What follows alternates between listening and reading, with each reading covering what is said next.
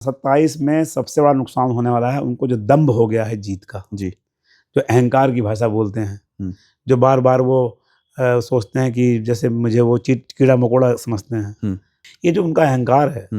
देखिए बेहड़ जी ने मुझे नहीं हराया, जनता जिताती है, जनता हराती है। तो जो अहंकार उनका बोल रहा है, मैं कह रहा हूँ हे भगवान उनका ये अहंकार 27 तक बना रहे, उसका परिणाम अपने आप सामने आ जाएंगे। उन्होंने कहा कि वो तो कमीना आदमी है, वो तो नाटक करने आया था, लेकिन मैं उनसे जरूर कहना चाहता हूँ कि मुझको मत रोको, अकेला है अभी मेरा सफर। मुझको मत रोको, अकेला है अभी मेरा सफर, अगर मुझे रोका गया तो काफिला बन जाऊंगा।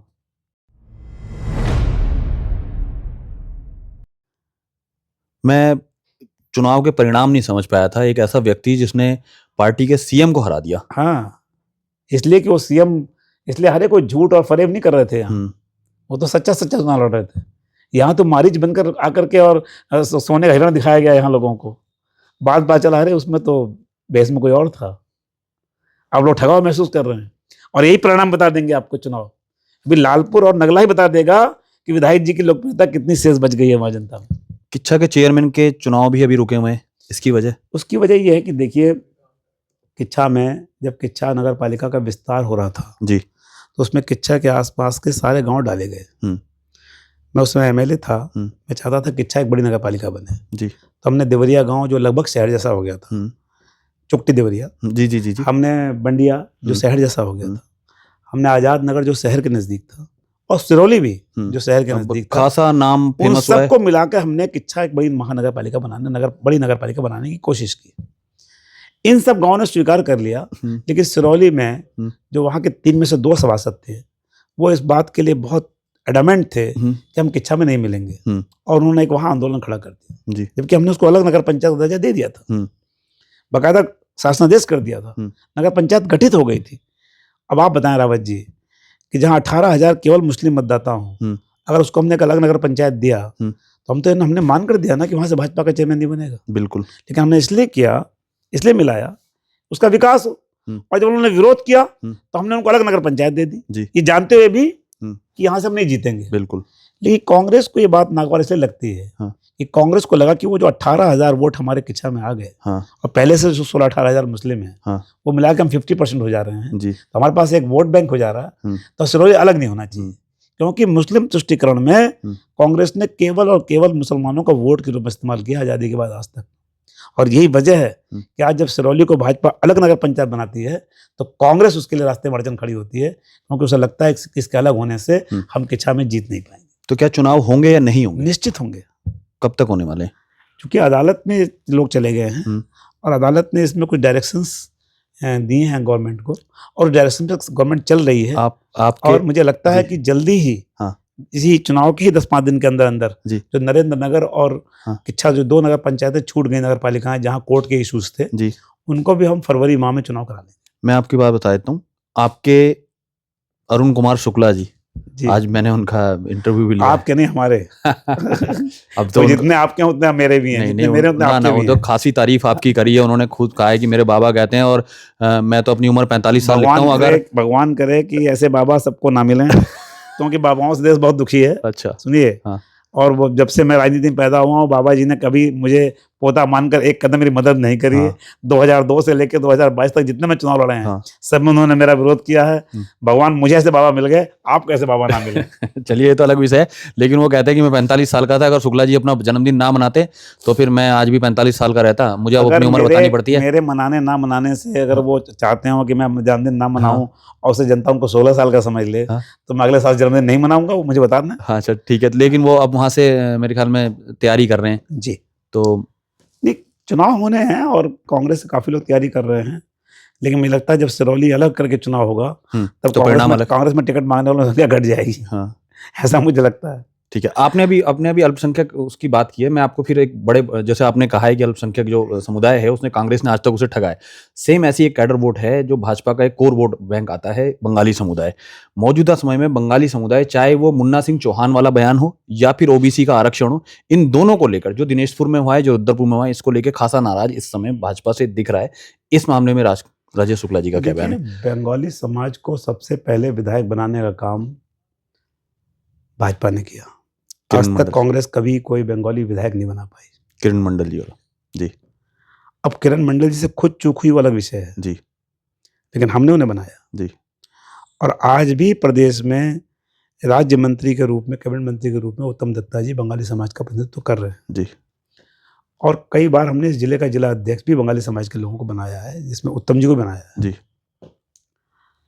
किसी एक नेता ने किसी परिप्रेक्ष्य में कोई बात कही जी, और उसको ट्विस्ट करके बना दिया गया कि जबकि उस नेता ने इस मामले में सफाई भी दी और उन्होंने क्षमा ही मांगी। जी, उन्होंने कहा अगर मेरे शब्दों को ऐसे समझा गया तो मैं स्पष्ट क्षमा मांगता हूं। पहले उन्होंने मिलीजुली बात करी, बाद में पार्टी का नहीं बिल्कुल स्पष्ट करिए, जबकि उन्होंने उदाहरण के तौर पे बात की थी और 7 दिन तक वो बात किसी को समझ नहीं आई। 7 दिन के बाद बात समझ में आई जब उसको मुद्दा बनाया। हाँ जी जी, 7 दिन बाद वो ज्वलंत मुद्दा हो गया। सच बताएं तो बंगाली समाज का अगर सबसे बड़ा हित कोई कर रहा है तो भाजपा कर रही है और भारतीय जनता पार्टी की सरकारों ने केंद्र सरकार के पास इसको अनुसूचित जाति का दर्जा देने के लिए प्रस्ताव भेज रखा है। जी, बड़ा बयान है, रिपीट करें आप। क्योंकि जो नमोशूद्र जातियां हैं जिनको हमारे देश के कई राज्यों में अनुसूचित जाति का दर्जा मिला हुआ है, चूंकि यूपी में नहीं मिला हुआ है, लेकिन उत्तराखंड सरकार ने पहले भी, हमारी विधानसभा ने भी पारित करके केंद्र को भेजा गया है कि इनको अनुसूचित जाति का दर्जा दिया जाए। ये विवादित भी हो सकता है? विवादित नहीं है, ये बिल्कुल सत्य बात है। जो लोग पहले से नहीं उस कैटेगरी में आ रहे हैं उनका हिस्सा मरने वाला है। क्योंकि अनुसूचित जाति आयोग है एक देश में जी, और वो तमाम मानकों के आधार पर तय करता है जी कि किस जाति को अनुसूचित जाति में शामिल करना है कि नहीं करना है जी। और आप जानते होंगे रावत जी, समय समय पर बहुत सी जातियां अनुसूचित जाति में शामिल की भी गई जी। बिल्कुल बिल्कुल। तो अब ये केंद्र के पाले में है, वो इसकी एग्जामिन कर रहा है, आयोग देख रहा है कि क्या उत्तराखंड में, उत्तर प्रदेश में उन जातियों को जिनको पश्चिम बंगाल में और उड़ीसा में और कई राज्यों में अनुसूचित जाति का दर्जा मिला हुआ है जी, क्या उनको उन राज्यों की मांग पर दिया जाए कि ना दिया जाए जी। तो अगर भारतीय जनता पार्टी की नियत में संदेह होता, हम बंगाली विरोधी होते, तो हम बंगाली समाज के उन नमोशूद्र जातियों को जिनको अन्य राज्यों में दर्जा मिला हुआ है, उनको अपने राज्य में भी अनुसूचित जाति का दर्जा देने की बात क्यों करते? इसका मतलब उनके हितैषी हैं जी। दूसरा, इनके सर्टिफिकेट पे लिखा जाता था पूर्व पाकिस्तान से आए हुए शरणार्थी। हाँ, पूर्व पाकिस्तानी जी। उसको हमने खत्म करने का काम किया जी, दामी सरकार ने किया। तो एक किसी ने व्यक्तिगत रूप से कोई उदाहरण के रूप में बयान दिया, उसको ये मान लिया जाए कि भाजपा का बयान है या भाजपा बंगाली विरोधी है, मुझे लगता है तर्कसंगत। लेकिन कहीं ना कहीं वो गले का फांस बन चुका था। बंगाली इसको नहीं स्वीकार कर रहा। आप इस चुनाव में भी देखेंगे जो हमारा बंगाली समाज है वह भारतीय जनता पार्टी के साथ है, वो खड़ा मिलेगा। लेकिन क्यों?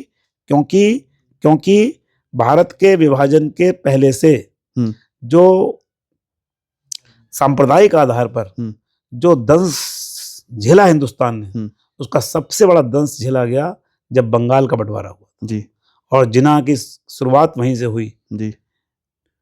हाँ, बांग्लादेश से, मतलब हाँ, पूरी पाकिस्तान यूथ जनरेशन इस चीज को नहीं जानती। हाँ। और जितना पीड़ित भारत के पाकिस्तान के बंटवारे से पंजाबी हुआ है जी, उससे कम पीड़ित बंगाली नहीं हुआ। उन्होंने भी दंश झेला जी जी, अपनी इज्जत लुटाई है, हत्याएं हुई हैं, संपत्ति खोई है, और वे मानते हैं स्वाभाविक तौर पर कि भारतीय जनता पार्टी जो ये कहती है कि देश के गलत विभाजन के कारण जिन लोगों को वहां से विस्थापित होना पड़ा है उनको हम नागरिक यहाँ देंगे नागरिकता जी, ये काम जिसकी बहुत समय से डिमांड थी उसको पूरा करने का काम भी भारतीय जनता पार्टी की सरकार ने किया। विभाजन विभीषिका मनाने का काम भी हम ही ने पहली बार किया, वरना विभाजन विभीषिका सेनानी मोदी जी ने कहा, उसके पहले कांग्रेस क्या कहती थी, शरणार्थी। अपने ही देश में तुमने गलत बंटवारा किया, हमें एक भूभाग से दूसरे भूभाग पर आना पड़ा और हम शरणार्थी कहलाए। और उस शरणार्थी को सम्मान देने का काम किसने किया? नरेंद्र मोदी की सरकार ने किया। कहा नहीं, ये शरणार्थी नहीं है, ये विभाजन विभीषिका के सेनानी हैं और उस नाते उनका सम्मान करते हैं। लेकिन मैं एक चीज कह रहा है, ये जो कह रहे हैं कांग्रेस के लोग जी, वो दिवा स्वप्न में है। आप देख लीजिएगा बंगाली बूथों को, जहां जहां हमारे बूथ हैं। लेकिन जो दिनेशपुर में हुआ है, जो दिनेशपुर में ओबीसी वाला आरक्षण हुआ है, वो कहीं ना कहीं वो थोड़ा विवाद का केंद्र बना रहा है। बन गया, आप ये बताएं। आप ही के पार्टी के विधायक ने इस मामले में बयान दिया है। देखिए, मेरे विधायक ने क्या बयान दिया, किसके प्रति दिया, वो बड़ी बात है, मैं उसमें नहीं पढ़ूंगा जी, वो पार्टी जानती है इस बात जी जी। लेकिन मैं आपसे बड़ी विनम्रता से पूछना चाहता हूँ कि जो आरक्षण का चक्रानुक्रम है, हाँ, उसमें हम ऊपर से नीचे भी लेते हैं और नीचे से ऊपर भी लेते हैं जी। अगर हम नीचे से ऊपर नहीं लेंगे तो जहां बहुत कम ओबीसी है, एससी है, उसका तो कभी नंबर ही नहीं आएगा।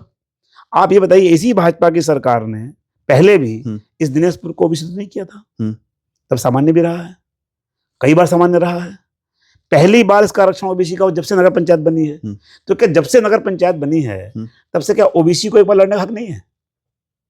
आप मुझे बताएं। बढ़िया सवाल है, आप मुझे बताएं। जी जी। तो इससे पहले जब पिछली बार सामान्य थी, उससे पहले सामान्य थी, उससे पहले एससी थी, उससे पहले सामान्य थी, तब तो ये आरोप नहीं लगा भाजपा पे कि भाजपा ने सामान्य क्यों कर दिया। लेकिन ये आरोप इतना बड़ा इसलिए हो गया शुक्ला जी, आरोप इसलिए बड़ा हो गया क्योंकि आप ही के विधायक जो पूर्व मंत्री रहे हैं अरविंद पांडे जी ने बयान दिया था, और वो बयान इतना बाद में उन्होंने क्या कहा शाम को, वो भी तो कहिए ना। नहीं, शाम को उन्होंने कहा कई बार अपने समर्थकों को संतुष्ट करने के लिए कुछ कहना पड़ता है, सुनना पड़ता है, लेकिन मैं अपनी पार्टी के साथ हूं, जो सरकार ने निर्णय लिया मैं उसके साथ। नहीं, ऐसे तो कई सारे बयान तो कहा नहीं, ऐसे भी तो कहा। अब देखिए हमारे से सीनियर हैं वो, जी जी, वो हम जब मैं मौजूदा समय में स्थितियां बहुत अच्छी वहां की है नहीं, 5 बार के विधायक हैं जी, हमसे बहुत वरिष्ठ हैं जी, और उन्होंने जो कुछ कहा होगा सोच समझ कहा होगा, और मुझे नहीं लगता कि उनकी किसी कही बात पर मुझे टिप्पणी करनी चाहिए। नहीं, वो ये पार्टी खुद उसको देखेगी और वो स्वयं भी देख रहे होंगे। और मुझे लगता है कि उन्होंने, हो सकता है वहाँ कुछ लोग आक्रोश प्रकट करने आए हों, उनको संतुष्ट करने के लिए कुछ कह दिया होगा, लेकिन अंदर से वही मानते हैं कि कोई भारतीय जनता पार्टी बंगालियों का विरोध क्यों करेगी, बंगाली समाज के खिलाफ क्यों जाएगी। बंगाली तो हमारा सबसे बड़ी संख्या में वोट देने वाला समाज है, जो हम भाजपा से। एक सीधा वर्ड बता दूं जो मोस्टली राजनीति में यूज होता है, देवतुल्य जनता। हाँ, बंगाली समाज। हाँ, देवतुल्य तो ही पीछे हमारे सुभाष चंद्र बोस जी की बिल्कुल देश की आजादी की क्रांति में भी बंगाल का बहुत बड़ा योगदान रहा है। जितनी बड़ी क्रांतियां हुई, जितने बड़े क्रांतिकारी हुए हैं, आप उठाकर देख लें, सबसे ज्यादा हमारे बंगाली क्रांतिकारी निकले। तो देश के लिए पहले जो छात्र शहीद हुए खुदीराम बोस बंगाल के थे। मैं छोटी सी एक बात और पूछ लेता हूँ, आपके साथी सहयोगी रहे राजकुमार ठुकराल जी को लेकर, मौजूदा समय में भाजपा में वापसी हो गई है, सीएम साहब ने उनका मतलब सीएम साहब के पास ज्वाइनिंग हुई है, प्रदेश अध्यक्ष चुनाव प्रभारी के सामने रही है, उनका घर आना वापसी, और जब उनकी एंट्री जब विकास शर्मा के ऑफिस में हुई, जो उत्साह देखने को वहाँ मिला है, बहुत सारे लोगों ने ये लगाया था कि राम की घर वापसी हो गई, इस तरह के नारे भी वहाँ लगाए। ठीक है, अब वो होते हैं कि आपके जो प्रशंसक होते हैं हमेशा होते हैं, अगर शुक्ला जी के भी प्रशंसक है, आपकी हार पे रोते भी, आपकी जीत से अति उत्साहित भी हो जाते हैं, आपसे गले मिलकर भी। राजकुमार ठुकराल जी छात्र जीवन से राजनीति में हैं, इस नगर में सभासद के रूप में, चेयरमैन के रूप में, और 2 बार हमारी पार्टी के विधायक के रूप में उन्होंने इस नगर की सेवा भी की है। अब कुछ परिस्थितियां होती हैं राजनीति में, कभी दुर्भाग्य होता है, सौभाग्य होता है, चीजें सामान्य नहीं रहती हैं, कुछ विपरीत परिस्थितियां आ गई, उन्हें टिकट नहीं मिल पाया और पिछली बार वो नहीं लड़ पाए, तो मुझे लगता था कि उन्हें धैर्य रखना चाहिए था। लेकिन कहीं ना कहीं उनसे चूक हुई, वो जल्द तुरंत वो बागी उम्मीदवार के रूप में चुनाव लड़ गए। उसका उनको नुकसान भी हुआ क्योंकि वो तीसरे नंबर पर गए, हालांकि उनको अच्छे वोट मिले, 27,000 वोट, लेकिन तीसरे नंबर पर गए जी। और अभी भी इस बार भी वो ऐसी परिस्थितियां बन गई थी कि वो चुनाव निर्दलीय लड़ने जा रहे थे। मैं तो उनका बहुत आभारी हूँ कि उन्होंने मुख्यमंत्री जी के अनुरोध को स्वीकार करके उन्होंने अपना पर्चा वापस लिया। निश्चित रूप से उनका एक बड़ा योगदान है। और ये भी अच्छी बात है कि उन्होंने बिना किसी शर्त के लिया। आप कह रहे घर वापसी, ठुकराल जी ने घर वापसी कोई शर्त नहीं रखी। उन्होंने मेरे सामने यही कहा कि मुख्यमंत्री जी ने मुझसे अनुरोध किया और मुझे लगा कि मुझे मुख्यमंत्री जी की बात मान लेनी चाहिए, और मैंने बिना किसी शर्त के ये समर्थन दिया है। मैं आपको एक बात, जैसा उन्होंने कहा जी हाँ, मैं तो उनका जब कोई शर्त ही नहीं है तो उनसे किसी को भय भी नहीं होना चाहिए। और भय उनसे भाजपाइयों को ही है ना, जिसको भी हो नहीं होना चाहिए, चाहे कांग्रेसियों को चाहे भाजपा, किसी को नहीं होना चाहिए। दूसरी बात, अगर वो हमारा समर्थन करने आ रहे हैं जी, मैं कह रहा हूँ कि हम जब इलेक्शन में लड़ते हैं तो हम जिनसे भी समर्थन मांगते हैं क्या सब भाजपाई से मांगते हैं? नहीं, हम तो सबसे वोट तो सबसे मांगते हैं। वोट तो मेरे ख्याल में आप मांगने अपोनेंट से मांगने जाते हैं।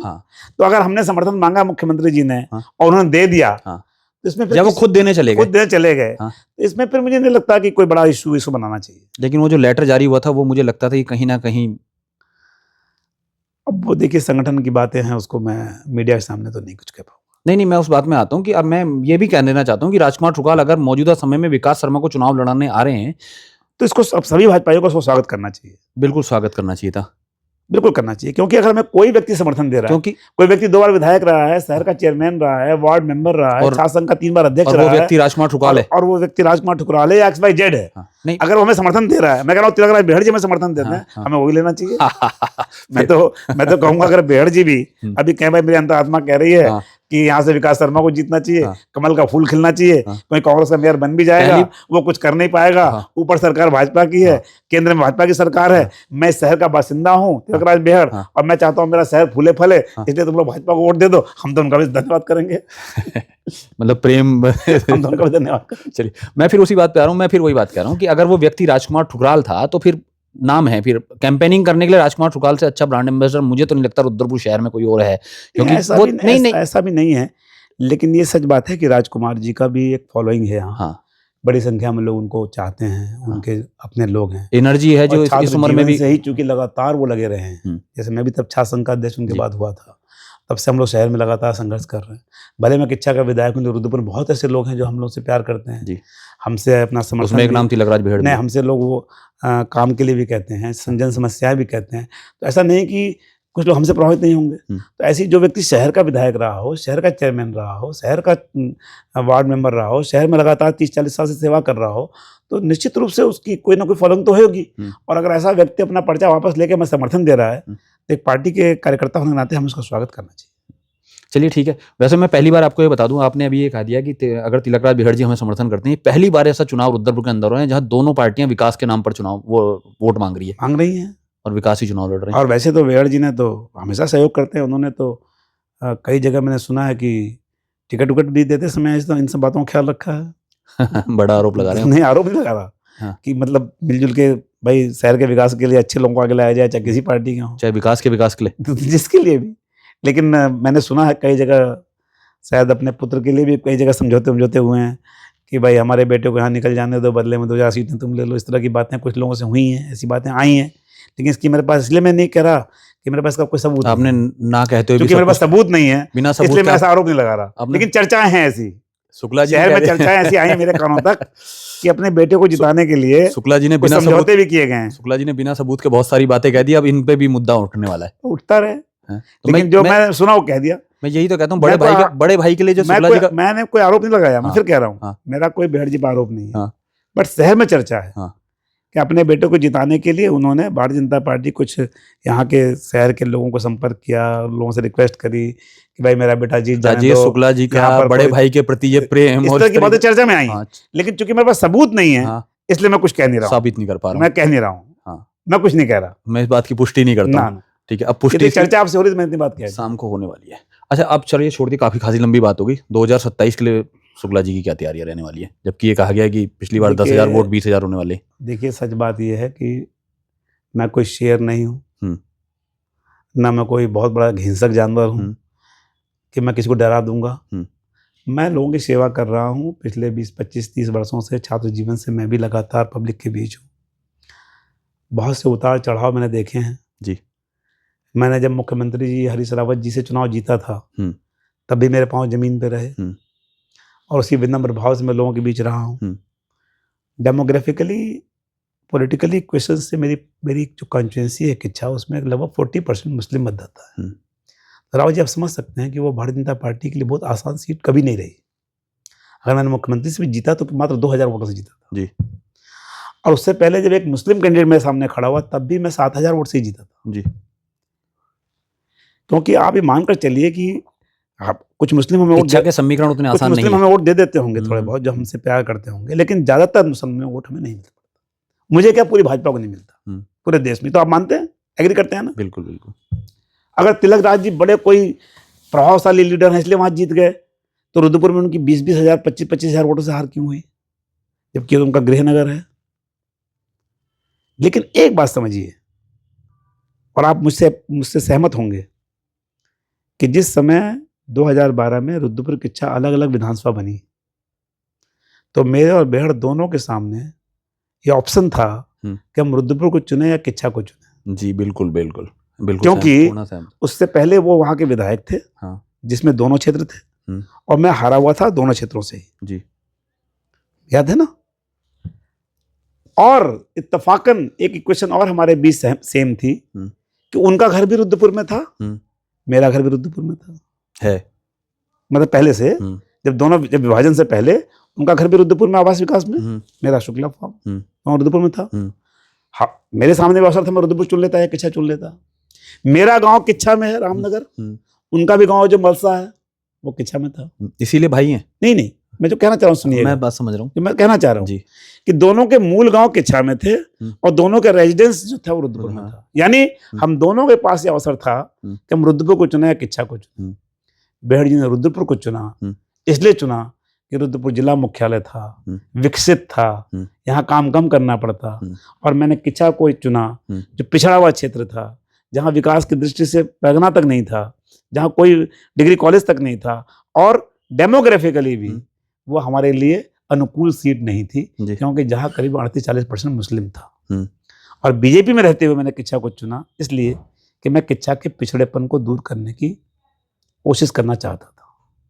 और मुझे खुशी है कि भले ही जातीय समीकरणों से, धार्मिक समीकरणों से मेरा चुनाव भले खराब हो गया होगा, लेकिन अगर यहाँ की जनता ने मुख्यमंत्री हराकर मुझे चुना था दोबारा, आपने देखा होगा सत्ता के मात्र 5 वर्षों में, जब मैं मिनिस्टर भी नहीं था, मैंने अपनी कॉन्स्टिट्यूंसी को अपनी केंद्र और स्टेट की गवर्नमेंट से वो चीज़ें ला कर दी जिसकी किच्छा के लोगों ने कभी कल्पना भी नहीं की ये बात। और रुद्रपुर में भी जो अधूरा काम उनसे छूट गया था, जिस मेडिकल कॉलेज को 20 साल नहीं बना पाए थे, मात्र 40 करोड़ रुपए ला पाए थे 20 सालों में, उसको एक झटके में 350 करोड़ रुपए भारत सरकार से दिलाकर उसको बनाने का काम भी प्रोसेस कर दिया। आपके पिताजी के नाम, जो मेरे पूज्य पिताजी के नाम पे गवर्नमेंट का कॉलेज है। ठीक है।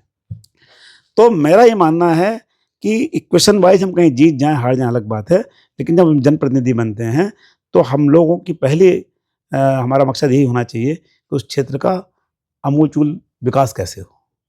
और मैं आज खुशी है मुझे कि किच्छा में चाहे 3-3 नगर पालिकाएँ बनाने का श्रेय मुझे मिला हो, डिग्री कॉलेज बनाने का श्रेय मिला हो, हाईटेक बस अड्डा बनाने का श्रेय मुझे मिला हो, आपके नगर पालिका के विस्तार का श्रेय मुझे मिला हो, म्युनिसिपल कोर्ट की स्थापना का श्रेय मुझे मिला हो, एसडीएम कोर्ट की स्थापना का श्रेय मुझे मिला हो, तमाम हमारे सड़कों का जाल बिछाने का काम हो, बड़े पुल बनाने का काम हो, सब मैंने किया। अब ठीक है, कोई रुद्रपुर से 2-2 बार नकारा गया व्यक्ति जो बुरी तरह से नकारा गया हो, मिनिस्टर रहने के बाद वो किच्छा पहुँच के और किसी जाति और धार्मिक क्वेश्चन में चुनाव जीत जाए और वो कहने लग जाए कि मैं तो बेकार हूँ, मैं कुछ हूँ ही नहीं, मेरे हर काम को नकारते हैं वो।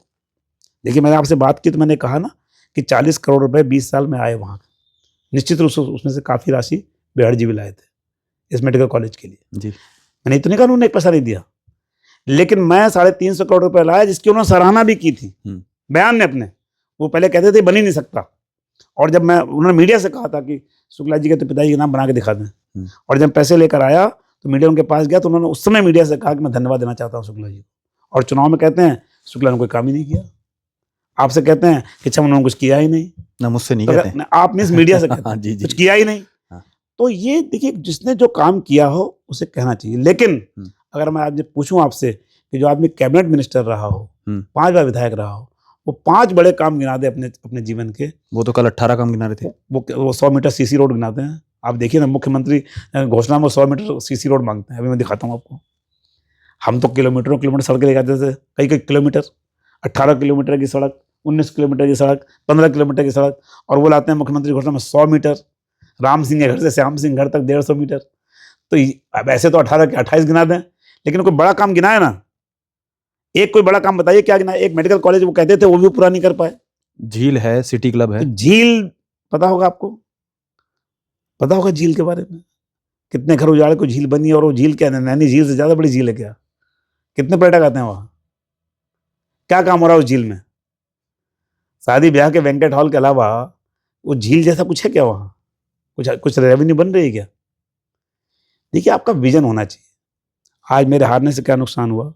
मैंने 16 एकड़ जमीन की इच्छा में एक पंडित गोविंद बल्लभ पंत जी जो भारत रत्न थे जी, उसके नाम पर गुजरात की तर्ज पर जैसे भारत रत्न सरदार वल्लभ भाई पटेल की 150 फीट ऊंची प्रतिमा लगी है, ऐसी एक प्रतिमा लगाकर वहां मैं पार्क डेवलप करना चाहता था। उसकी मैं सैंक्शन भी ले ली थी, और कोरोना की वजह से कुछ लेट हुआ था। इस बार उसको काम को आगे बढ़ाना था। आज वहीं का वहीं पड़ा है।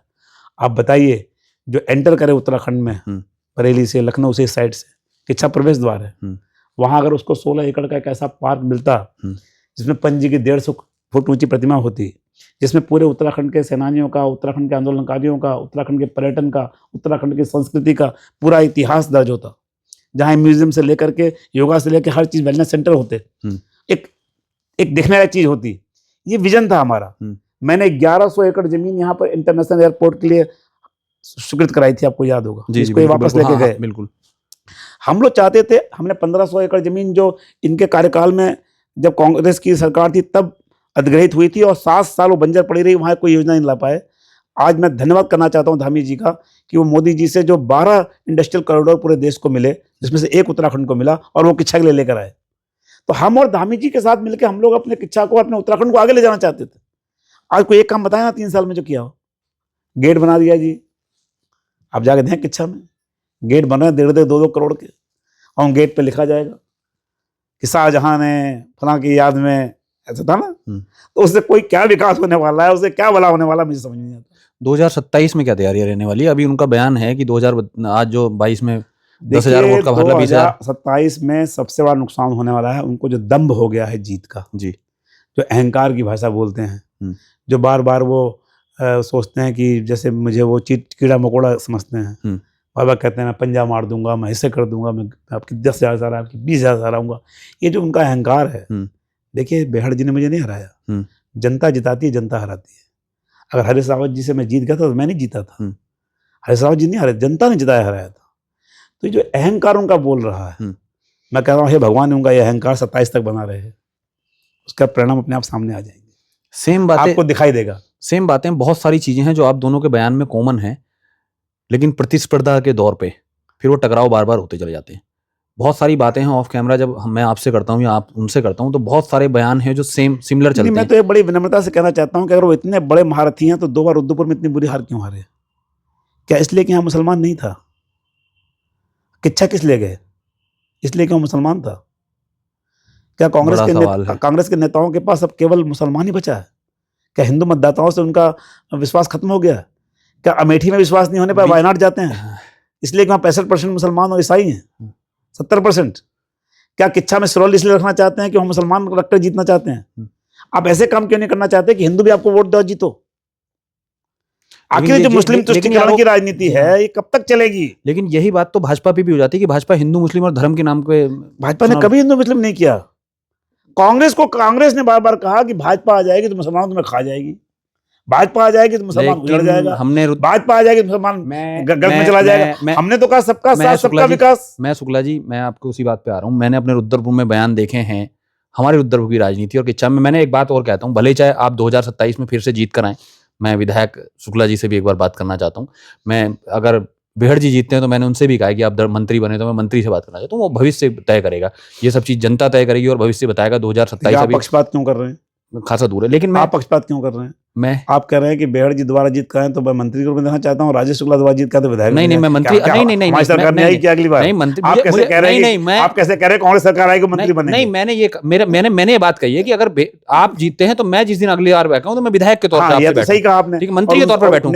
आपने मंत्री इसलिए मैं जानता हूं कि अगर शुक्ला जी जीतते तो मंत्री निश्चित है। मैं कह रहा हूँ मंत्री बनना बने, लेकिन बेहड़ जी जीतेंगे तो मंत्री बनने की क्या गारंटी है? नहीं, वो उनका बयान है। सरकार तो कांग्रेस के आने वाली नहीं है, उनका बयान है। कांग्रेस जिस तरीके से बिखरी पड़ी है, नेतृत्व विहीन है उत्तराखंड में, संगठन विहीन है।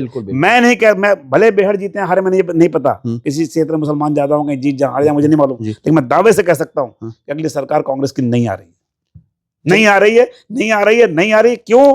क्योंकि कांग्रेस नेतृत्व विहीन है, संगठन विहीन है। ये तो बात हम आपस में उनके झगड़े बहुत ज्यादा हैं और उनके यहाँ उनके बीच में अनुशासन कराने वाला कोई नहीं है। जी बिल्कुल, थोड़ी बहुत झगड़े हमारे यहाँ भी होते हैं, लेकिन हमारे यहाँ जो राष्ट्रीय स्वयंसेवक संघ है बिल्कुल उसका दबाव रहता है हमारे ऊपर। अब मैं इस बात और हम इस नाते अनुशासित रहते हैं और अनुशासित में काम करते हैं। मैं इसी बात में मानता हूँ कि भाजपा हमेशा मजबूत परिवार इसलिए रहा है कि विचार परिवार पीछे खड़ा है। भाजपा इसलिए मजबूत परिवार रहा है कि भाजपा ने अपने सीनियर आरएसएस, जिनको पिता का सम्मान है, और जो अखिल भारतीय विद्यार्थी परिषद है, जिनको बच्चे का सम्मान है, इन दोनों को बड़ा मैनेज करा है।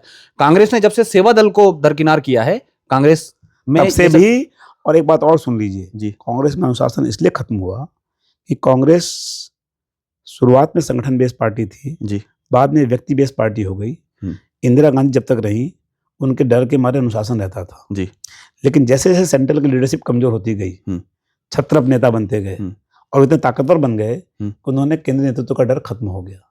और आज यही वजह है कि एक ही राज्य में एक स्टेट में एक डिस्ट्रिक्ट में कई गुट्स हैं, छोटा सा कई छत्रप हैं। छोटा सा एक कॉट्स है कांग्रेस के बारे में, कांग्रेस में नेता कम है और कार्यकर्ता कम है। कार्यकर्ता कम, नेता ज्यादा हैं, ठीक है। लेकिन मैं फिर वही बात कह रहा हूँ कि अगर आप 2027 में जीतते हैं और आप विधायक बनते हैं, मंत्री बनते हैं, आपकी सरकार आती है, तो मेरा एक प्रश्न हर बार रहता है, मैं अगर जीत गया, मैं बेहड़ जी को पंजा नहीं मारूंगा।